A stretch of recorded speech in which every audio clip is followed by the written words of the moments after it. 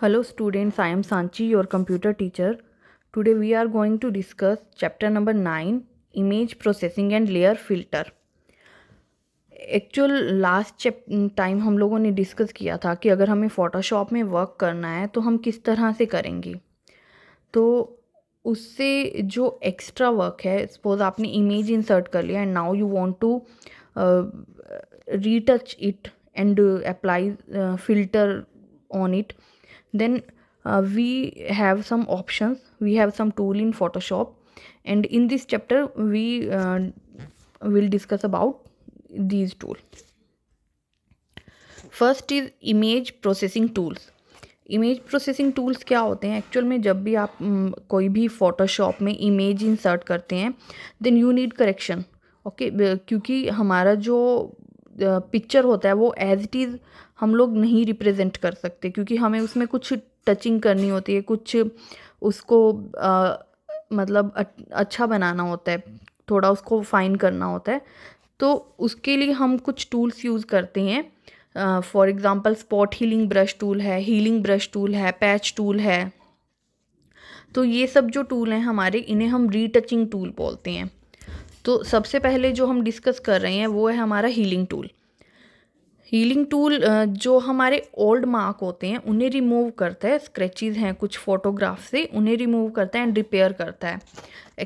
जो अब हमारे स्क्रीन पर पिक्चर विजिबल है उसमें एक साइड पर क्या है कि इस पिक्चर पे मार्क है ब्लैक कलर का फेस पर, एंड जो उसका इम्प्रूव्ड है, जो हमने उसको हील किया, उसमें वो सेक्शन रिमूव हो गया। तो इसे हम यूज़ कैसे करते हैं? आपका टूल बॉक्स में हीलिंग ब्रश का ऑप्शन आता है एंड आपको वहाँ से उसका साइड सेलेक्ट करना होता है, एंड ऑल्ट प्लस क्लिक के दोनों के कॉम्बिनेशन से जो भी रीजन आप सेलेक्ट करते हैं, जो आप हीलिंग के लिए as a heal tool use करना चाहते हैं, उसे सेलेक्ट करके आप मार्क वाले एरिया पे टच करेंगे तो वो धीरे धीरे से आपका वो एरिया रिमूव कर देगा। Next tool is patch tool. Patch tool हमारा, जैसे हम लोग कोई भी पैच अप्लाई करते हैं उस टाइप का वर्क करता है। ये आपके पिक्सल्स को कॉपी करेगा एक रीजन से दूसरे पे जहाँ पर आपको अप्लाई करना है। एक्चुअल में there are two methods to do that. First, you can select the source region which can be patched on to the destination. ठीक है, आपको सोर्स रीजन से सेलेक्ट करना है जो भी आपको पैच क्रिएट करना है, एंड देन उसको डेस्टिनेशन पे आप एज अ पैच यूज़ करेंगे। एंड सेकंड, आपने क्या करना है, आप रीजन को सेलेक्ट करेंगे और उसके बाद डेस्टिनेशन वाला ऑटोमेटिकली वहाँ पर पैच क्रिएट कर देगा। ठीक है, तो इसे भी हम पैच टूल को टूल बॉक्स में से मिलेगा, and after that select source in the option bar and select the region with the patch tool in the image. Okay, और कंट्रोल प्लस डी के कॉम्बिनेशन से आप सिलेक्शन को रिमूव कर सकते हैं, क्योंकि जितना आपका सेलेक्ट होगा वो आप एज इट इज़ उसको patch as a patch use कर सकते हैं। Third is clone stamp tool. जैसे हम लोग स्टैम्प यूज़ करते हैं नॉर्मली, वही सेम पर्पज़ यहाँ पर हमारा इसका रहेगा। और ये टूल क्या करता है, जो भी आपका सिलेक्टेड एरिया होगा, जो भी आप मोर देन वन प्लेस पर यूज़ करना चाहते हैं, उसकी एक स्टैम्प क्रिएट कर देगा उस सेलेक्टेड एरिया की। जैसे अब गिवन पिक्चर में आई की हमने स्टैम्प क्रिएट किया, तो अब हम उसे एज अ स्टैम्प कहीं पर भी यूज़ कर सकते हैं। ठीक है, जैसे आप लोग स्टैम्प नोटबुक पे या किसी भी पेपर पे लगाते हैं, तो ये वही का वही स्टैम्प टूल बिल्कुल प्रॉपर वही वर्क करेगा। Next is blur tool. Blur tool क्या काम करता है आपका? जब आप किसी पर्टिकुलर सेक्शन को इमेज के हाईलाइट करना चाहते हैं एंड जो अदर्स हैं उनको थोड़ा सा मतलब उस पर फोकस नहीं होना चाहिए, ऐसा कुछ शो करवाना चाहते हैं, then we can use blur tool. ठीक है, तो इसके साथ एक्चुअल में शार्पन एंड स्मज टूल भी होते हैं। शार्पन टूल जो हमारा यूज़ करता है वो ब्लर का रिवर्स है। ब्लर में हम एजिस को थोड़ा सा फाइननेस कम करते हैं उसकी, बट शार्पन में हम उसको फाइन करते हैं। एंड द स्मज होता है जो स्मज कलर को मिक्स करता है, मतलब जो ब्लर का है अमाउंट कलर्स का उनको कंट्रोल करता है। Next is colour correction. Actual में क्या होता है, जब हम लोग कैमरा से पिक्चर क्लिक करते हैं तो हमारी पिक्चर में कुछ कलर्स के इश्यूज़ रहते हैं, मतलब डार्क हो गई, कहीं से लाइट हो गई।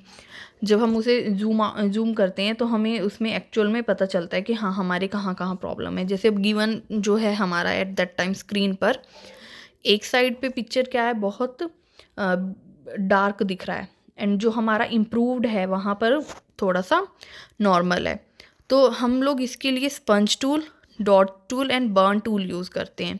स्पंज टूल सैचुरेट और डिसैचुरेट करता है कलर एक इमेज को, और जो डॉट टूल होता है वो लाइट करता है डार्क एरिया को, और जो बर्न होता है, बर्न टूल लाइट को डार्क करता है।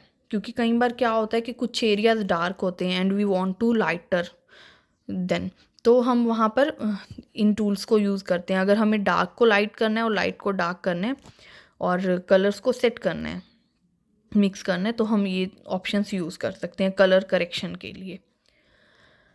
नेक्स्ट है वर्किंग विद लेयर्स।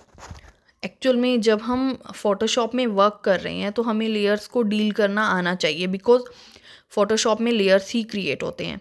तो first create a new layer. अगर आपको न्यू लेयर क्रिएट करना है, ठीक है, सपोज आपने एक फ़ोटो पे वर्क किया, आप उसमें हमारे मोर देन वन लेयर बनते हैं, ठीक है, एंड बाय डिफ़ॉल्ट जब भी हम कोई लेयर इंसर्ट करते हैं, ऐड करते हैं न्यू लेयर, तो उसका एक ऑटोमेटिकली नेम जनरेट होता है, लेयर 1 2 3 सो ऑन।